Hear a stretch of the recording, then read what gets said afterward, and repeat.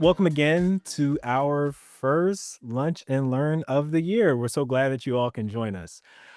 Today, we'll be diving into how to use beginning of year data to set students up for success, and most importantly, how to respond with actionable strategies that make a difference. I'm thrilled to be joined today by today's panelists, Kelly, Assistant Superintendent of Manville's School District in New Jersey, and also Jill, our engagement executive here at Tutored by Teachers. You'll get to learn more about Kelly's incredible work and more about our partnership with Manville School District as we move through today's discussion. But with that being said, I think it's just great just to jump straight on it, get on into it. All right. So for today, we're going to go through things fairly quickly. Want to make sure that we spend a lot of time just having a discussion. But here's what we'll cover today. We'll start with a little bit of framing on why we're here and why the beginning of your data is so critical. From there, we'll move into our interactive panel led by Jill, where we'll also have the opportunity. Well, you'll have the opportunity to join the conversation as well. And after that, Kelly and I will share some highlights from the work happening in Manville, and then we'll wrap up with next steps and resources and ways you can stay connected. All right. So we have a prompt. I always like a good prompt.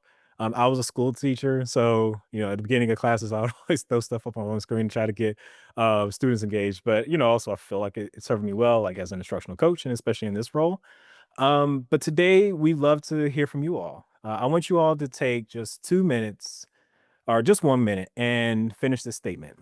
Beginning of year data can be blank. And you can either drop it in the chat or you could come off the mic. And if you feel like you have to expand on it more, chaotic. Yes, for sure. Informative, scary, confusing, all over the place, overwhelming. Now, Kelly, I liked your response. Scary. I know we're going to get more into the conversation, but yeah, tell us more about that scary feeling.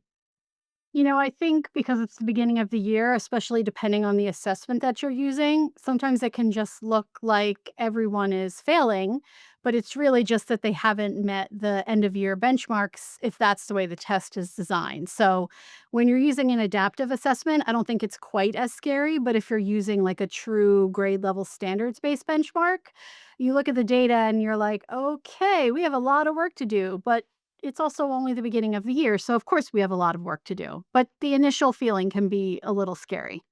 So we know beginning of year data can be overwhelming, confusing, and stressful and scary, especially depending on the type of assessment you're using. But our goal today, and it's my hope that once we're done and we get to the last thank you slide, that we can all say beginning of year data is manageable, it's actionable, and it's a tool that makes leading a lot easier. And just know that these tools and techniques and strategies that we'll share today are designed to help you and your team feel more confident as the data starts pouring in. So, for today's outcomes, we'll explore strategies that help turn raw BOI data into clear, actionable steps to address student learning gaps.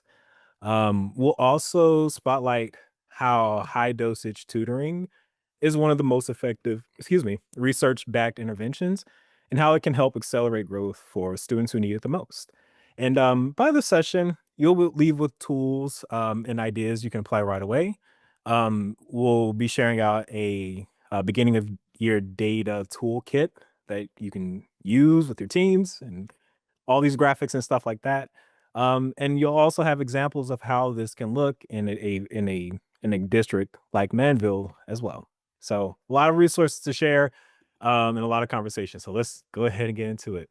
So our agenda today, now we'll pivot on our agenda and we'll go to Kelly and Jill and they'll talk about beginning of year data and how it's being used to drive results for students in Manville School District. Um, but before we get into that, just a few expectations and letting you all know what to kind of expect for this afternoon. Um, there we go. At TBT, we want our lunch and learns to feel interactive and practical, not just another sit and get session. We encourage you all to participate and just to dive in. And if you feel like, and just make sure you're part of the conversation as well. So throughout the panel, you'll have a chance to join the conversation. You'll see polls that come up. You'll have opportunities to come off your mic or respond in the chat. Anything that you feel comfortable just to kind of like be able to share your thoughts and your insights.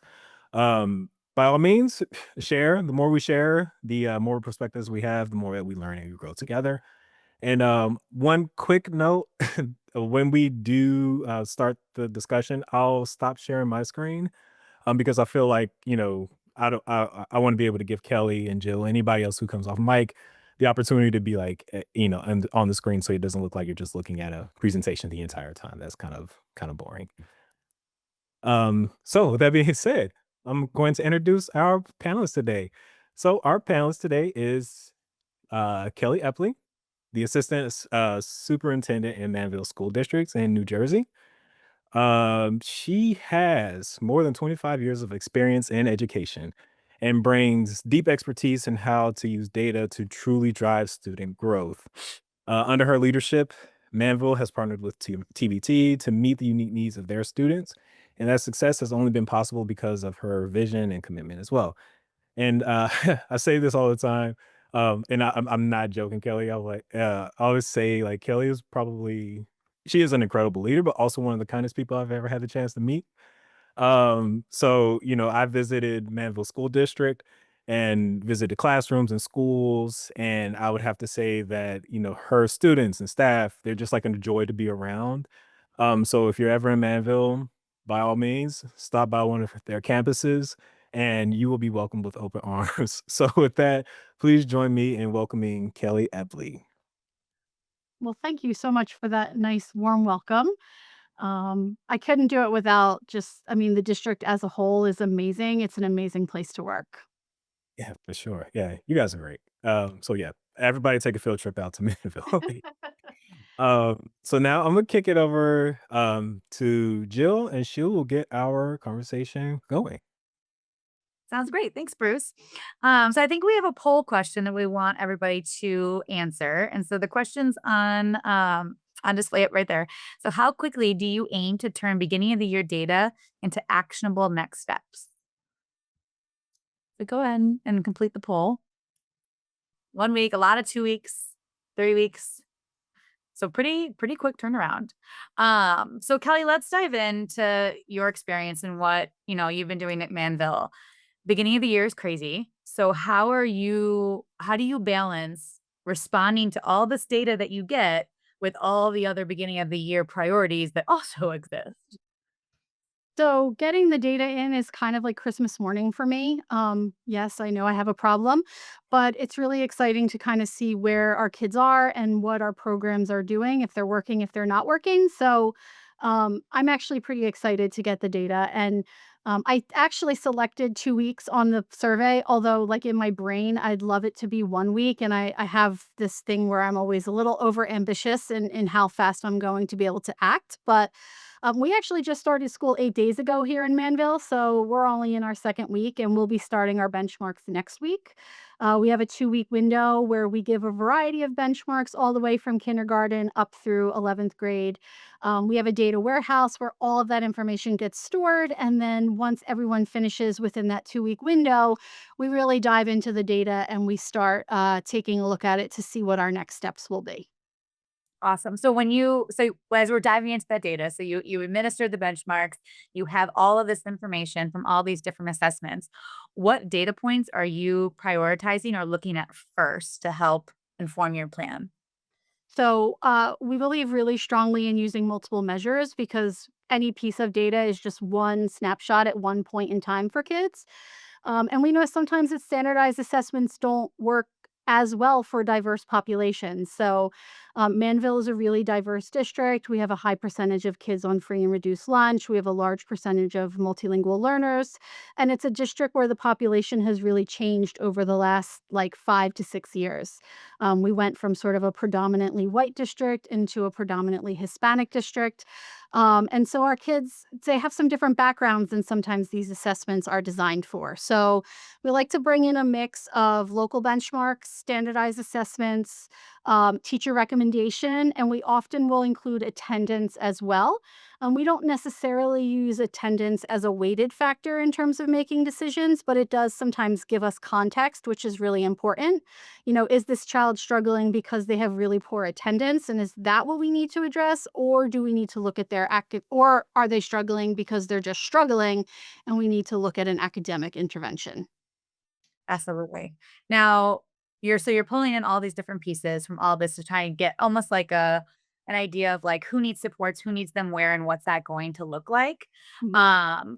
Are there certain data points that you prioritize for certain supports that you do within the school? Does that make sense? Yes.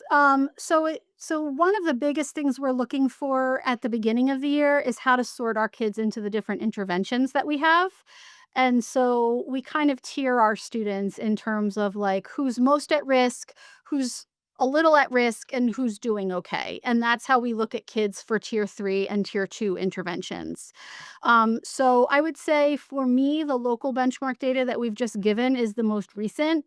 It's Mhm. probably the most fresh, and for me, it has the most importance, but it's also really important that we look at our standardized testing data because that has a whole level of accountability attached to it. So, I would say for me, local benchmark data, standardized testing data, and teacher recommendation, they all really do play together to help us get our kids sorted into the right spot. Because sometimes you have kids that have test anxiety.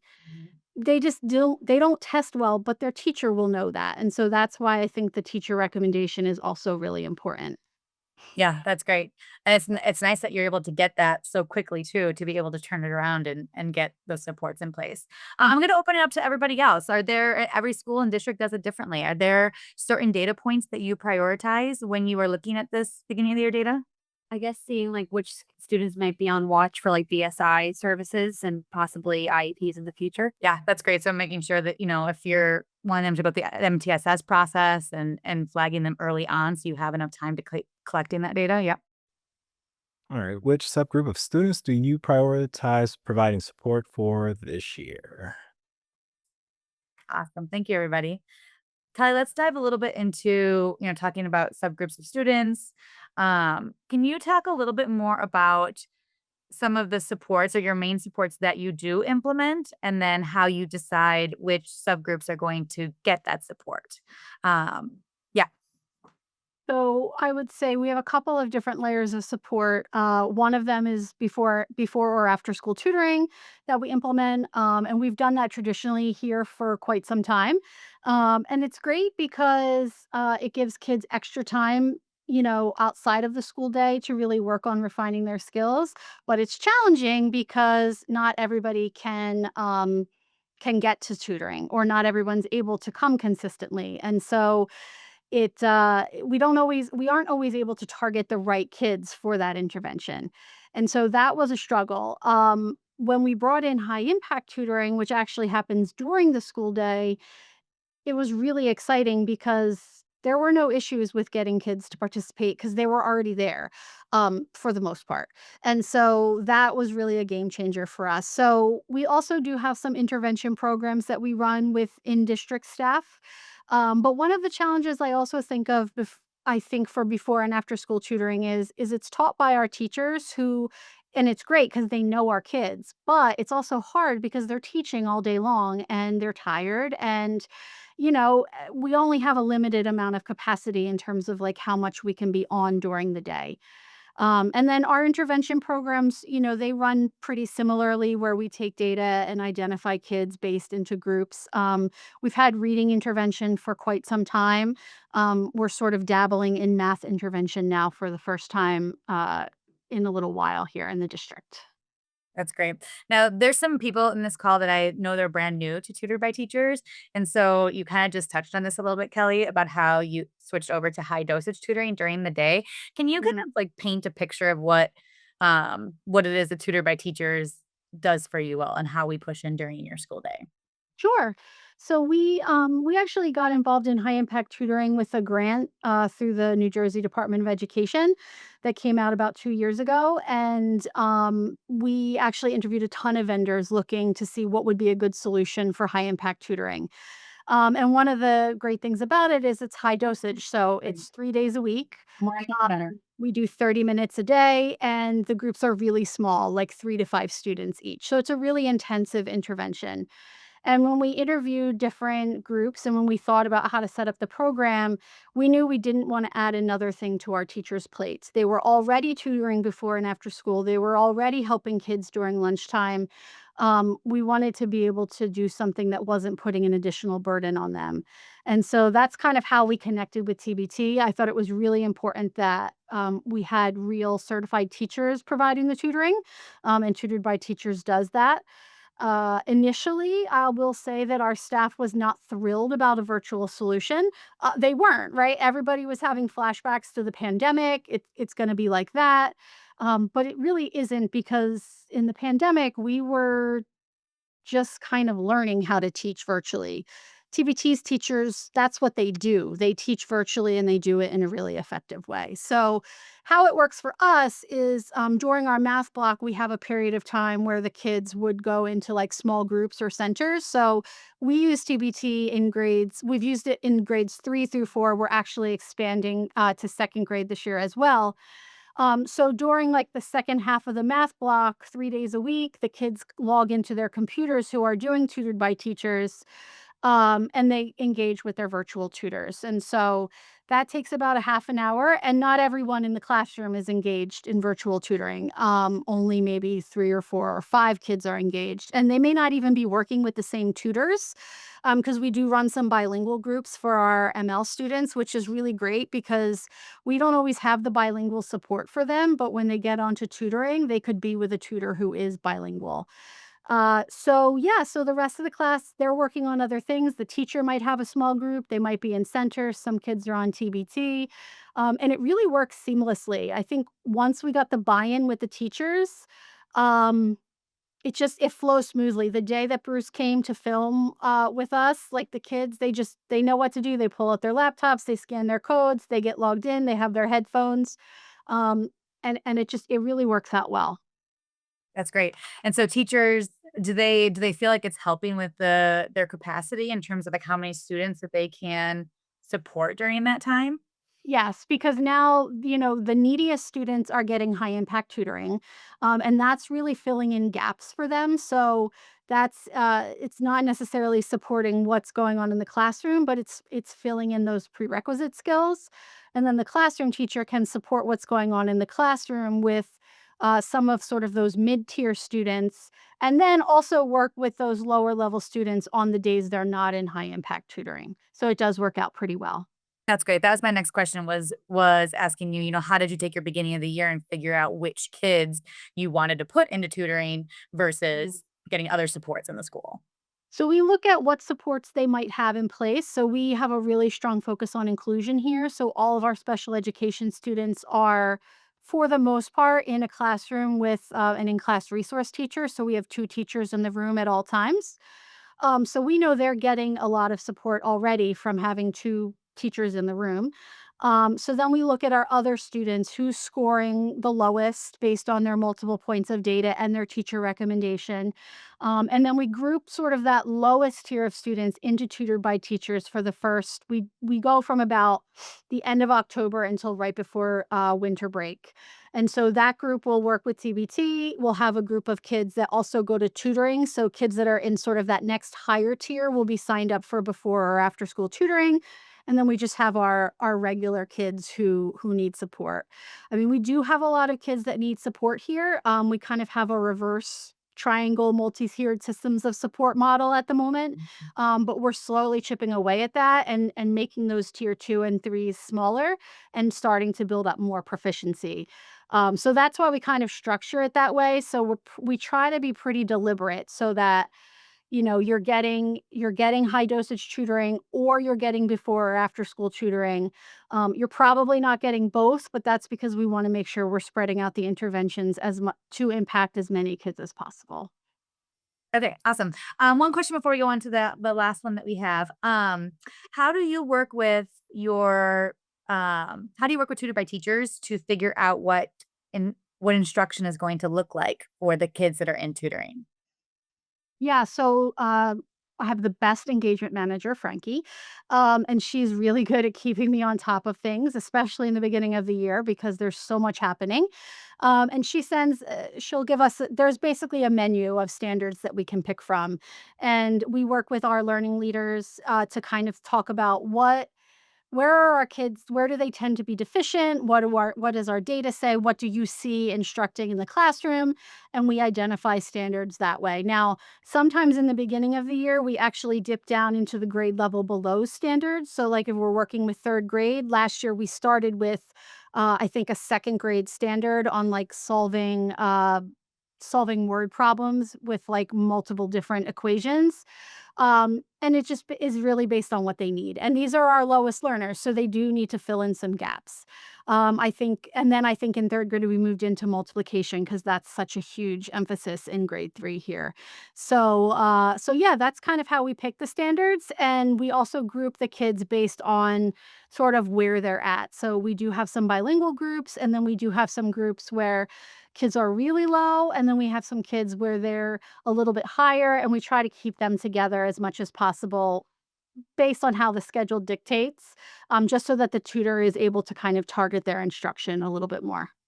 Yeah, that's great. Thank you for bringing up that math menu and how we grew, because I think that is one thing that is really important for us that led to this webinar is that we want to be responsive to your beginning of the year data. We don't want to be like, oh, we just have this here, do this. We want to be able to say or support you all and say, like, we have these needs, these gaps in this area. We want to group students this way so that we're responsive to what their needs are and where they need to grow. And Awesome. in the middle of the year, we actually shift. So we shift groups, we shift instructional focuses. So we give our middle of year benchmarks in January, and we do this process all over again with new students. Sometimes the same students. It depends on the growth that they've made.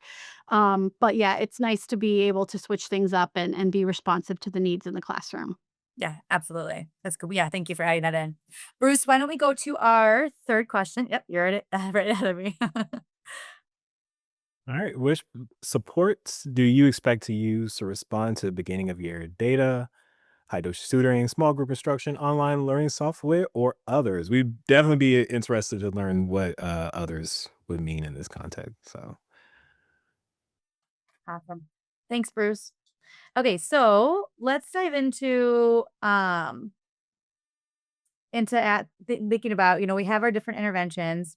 Um, Kelly, you're using a wide range that you said of different things. High dosage tutoring is not the only one.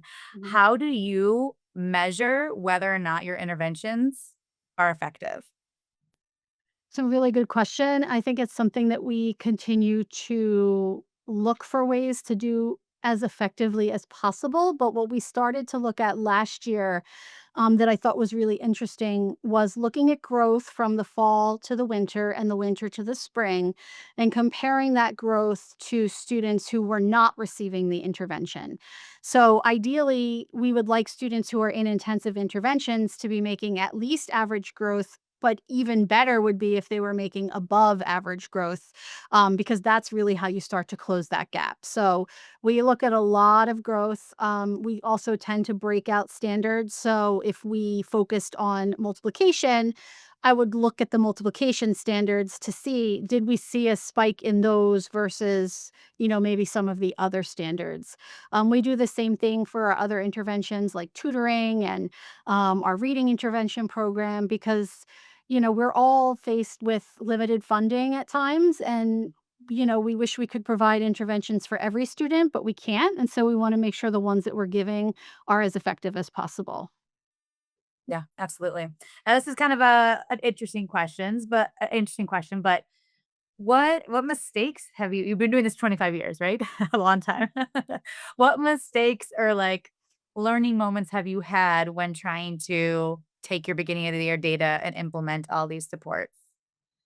I think one mistake is, well, I say one mistake is relying too heavily on the numbers, and not enough on getting teacher feedback.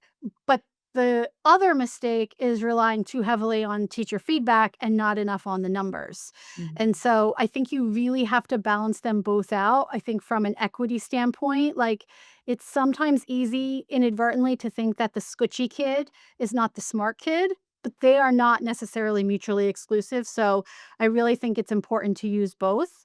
I would say the other pieces, like not everybody shares my love and affinity for spreadsheets. And so if you move too fast, sometimes you just overwhelm people and they're like, I have no idea what you're talking about. And so I've been in Manville now for a couple of years, and I think they have grown to love my spreadsheets or at least tolerate them. Um, but it's like a culture change, right? To shift from like, we want to put this kid in tutoring because we think they would benefit to we are putting this student in tutoring because they need an intervention based on what I see in the classroom and based on what I see in the data. Um, and so I think that's just culture change just takes a really long time. And so you're really just changing the way things have always been done. And it's a slower process than sometimes some of us would like it to be. So I think that's really important to remember. Yeah, that's a really good point about how the school culture around looking at data, talking about data, owning data can really, really have an impact on what you're able to do with that data. And so sometimes those are really difficult transitions to get the school and the culture and the entire team willing to talk about data in a way of, everybody owns it and we're all here together to try and figure out how are we going to push this kid forward. I feel like last year was the first year where teachers were really looking for the data and like, oh, we want to see how our mid-year scores look. We want to see how our end of year scores look. And it led to so many good conversations. Particularly like we had a grade level where we discovered they weren't really following the curriculum in math. And so when we figured that out through these conversations, we saw huge amounts of growth for our students. So if we hadn't had data to uncover that, we may still be struggling in that grade level. So, Yeah. Yeah, it basically informed that they needed to make a shift in what they were teaching and how they were teaching it in order to get students to. and data really depersonalizes it too. So it's not about like who you are as a teacher. It's just about, well, this is what our data is showing us. We know our kids can achieve. We probably just have to do something a little different. And so I do feel it takes some of the personal stuff out and allows you to have conversations that can really be challenging. Mhm, absolutely. Yeah. Thank you so much, Kelly. I'm gonna see, do we want to turn it to Bruce back to the audience to see if they want to share anything about some of the strategies they use? Yeah, for sure. Yeah, so when you just to the group, how are you measuring the impact of the interventions that you're using? Feel free to respond in the chat if you want to. Um, I guess using like progress monitoring so that way you're not given the full blown beginning of the year assessment every so often, but more of just doing those progress monitoring tools every we have a certain like scale we use. So if they're like 2 grade levels below, we do it every 2 weeks. If they're 1 grade level below, once a month. So I guess progress monitoring to see if the interventions are working, meaning that their scores are going up. And then that way we can kind of almost regroup them into the, like well below, proficient, advanced. Yeah. So Ashley, what does your system look like for being able to respond to that progress like, are you really flexible in that, like, if two progress monitoring datas come through and you're like, oh gosh, this is not working for this kid, do you have an easy, like, next step? So we just got new platforms this year for testing, so I can't really answer for this year yet because we're still implementing it. But we are using Star Reading, and I know they have progress monitoring tools that we're going to use, and then we're also using M Class, DIBELS for ELA, which also has progress monitoring tools, and then M Class Math, which has progress monitoring tools as well. So I can let you guys know at the end of the year once we've actually launched it. But that's kind of like what our goal is that using those tools we'll see, but based off what I've observed so far, it looks like they'll give suggested activities and lessons for the staff to then do based off of that data to then hopefully see the scores increase the next time they check in with them. Gotcha. Does anybody in this room do like, so it sounds like Ash, like you have the platform itself gives differentiated things based on how the students are doing, and then teachers can implement that.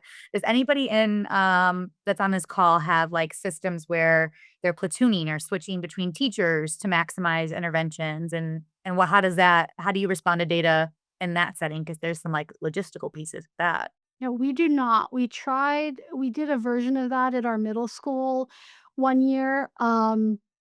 The logistical side of it got in the way for us a little bit, but we are very fortunate that we have the district has committed to common planning time for our teachers. And so I do think that really helps in terms of like having those discussions and really kind of looking at data and planning instruction around that. Yeah, absolutely. And maybe like, in Ashley's situation, looking at the materials that we're given and figuring out, okay, which one do we want to focus on? Or if we only have this much time, what's going to be the biggest bang for our buck to work, to use with the student? Thanks everybody for sharing. And Kelly, like halfway through one of your responses, I was like, this should have been called strong start to the year. Everybody likes my spreadsheets now, but can't change it now. Here we are. But now I'd like to take a few minutes just to spotlight some of the success that we've seen with our partnership with Manville. Manville is a such a powerful example of how we're turning beginning of year data into action through high-dosage tutoring and targeted supports that can lead to measurable student growth. So this slide doesn't give the full scope and depth of our partnership, but it gives quite a bit. So our partnership with Manville began last school year, and we've been honored to work alongside Kelly and her team to help strengthen math outcomes for students. On the screen, you'll see a glimpse of the results from our partnership and our collaboration. You also see a picture of one of the principals in Manville and one of the students. He hit the impossible shot while I was there. It was a random moment, but it was like a great picture. Um, but you'll also see on the screen some real growth from just pairing data with intentional supports. In this case, being high dosage tutoring. But rather than me telling the whole story, I'd love to hear from you directly, Kelly. Can you share a little bit about what challenges your districts were facing and at the start of the school year and how our partnership helped address them? Yeah, I think initially, when we started, we actually did like a short stint of tutoring the year prior because we all of the grant stuff came through late when we initially started, and I think buy-in for us was a challenge at first, right? I talked about like the teachers' feelings about virtual tutoring and what does this mean, and why is this different? And so that was a little bit of a challenge, as well as the schedule was a little bit of a challenge. So we, even though it was during the school day, we had some issues with getting kids to just be in tutoring consistently because other things were happening during the school day. And so our principal, Mrs. Rissmiller, who's in the picture there, really worked to develop the schedule to support high impact tutoring from the get go during the following year. And I think that really got us off to a much smoother start. Teachers started to see the benefit. We had data to share because after every so many weeks, we have a meeting to kind of talk about like how are our kids doing, what is the progress that they're making, and so those two pieces, adjusting the schedule and really getting more buy-in from the teachers, those really helped. Then we had hosted a conference and Tutor by Teachers came out and they were presenters there. And so our second grade staff actually sought out the team to learn more about it because they had heard rumblings that we were thinking about expanding it to second grade. They're actually in a different building than our third and fourth graders. So they seemed pretty excited, and I think they're excited to see what can happen for their kids. And for us, we haven't had a lot of math intervention, and so what happens with math is if you don't get those lower level concepts by the time you get into secondary math, it's really, really hard to catch up. And so we're excited because we've really started to see the needle shift. Our proficiency numbers are still growing, but we've seen a lot of shift out of kids from the red and the orange into the yellow and approaching the green and into the green.